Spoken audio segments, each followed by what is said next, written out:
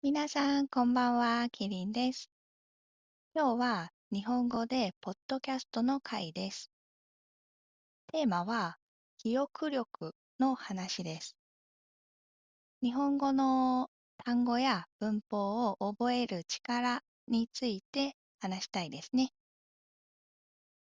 漢字や単語を頑張って覚えたものの、すぐ忘れてしまうっていう人には、ぜひ聞いてもらいたい内容なので、最後まで聞いてもらえると嬉しいです。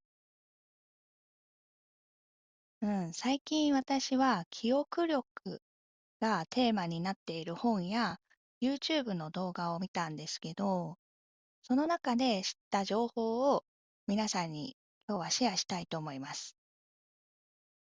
まず、人の脳についてですね。脳。はい。悲しいことに悲しいことに脳はパンクをしないようになるべく物事を記憶しないような仕組みになっているそうですよ。皆さんはこのグラフを見たことがありますか？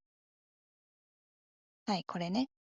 これはエビングハウスの忘却曲線っていうんですけど、人は何かを覚えてから20分後に42%を忘れます。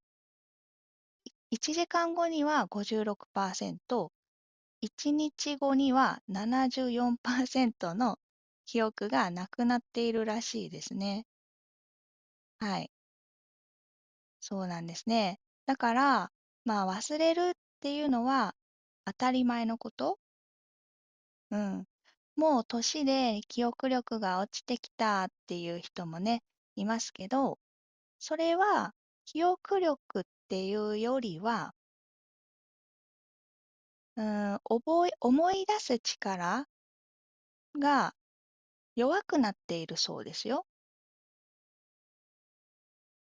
で、実は記憶力が悪くても、やり方を工夫すればね、記憶できる力は高めることができるそうです。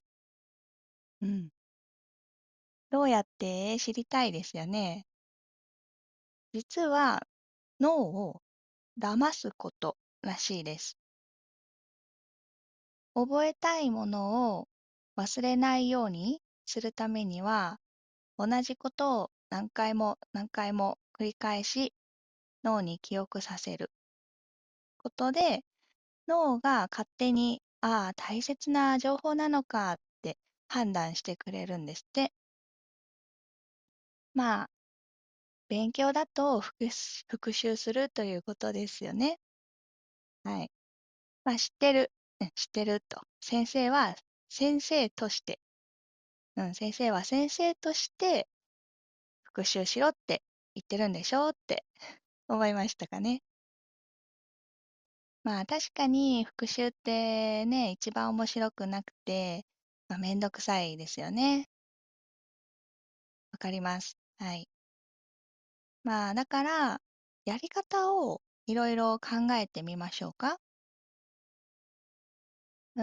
記憶を長い時間、キープ、維持するためには、アウトプットが必要で、人に自分が覚えたことを教えたり、何も見ずに何か白い紙に覚えたことを書き出したりするといいそうですね。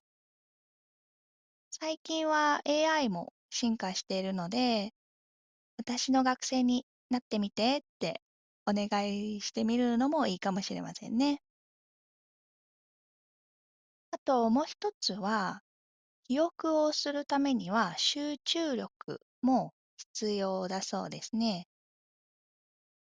人が集中しているときは、フロー状態という状態になって、周りのことが全然全く見えない状態になりますね。スマホも全然気にならない。そんな時って皆さんにとってどんな時ですか？ゲームとか、うん。まあ好きなことには集中できますけど、苦手なことに対して集中しろって言われても、ね、できるものではないですけど、苦手なことに集中するためには、自分でルールを決めるといいそうですね。時間を設定するとか、終わった後で何か楽しいことをするとか、これも脳を騙す一つの方法ですよね。うん。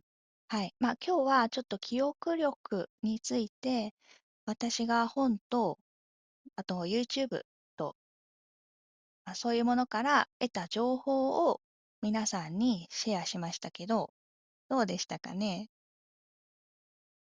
うん、まあもちろん体調が悪くて、漢字も単語も覚える気がしないっていう日もね、あるかもしれないですけど、モチベーションがあるにもかかわらず、覚えられないっていう時は、今日私が話した内容を思い出して、復習の方法とか、アウトプットの方法を自分でね、考えてみてください。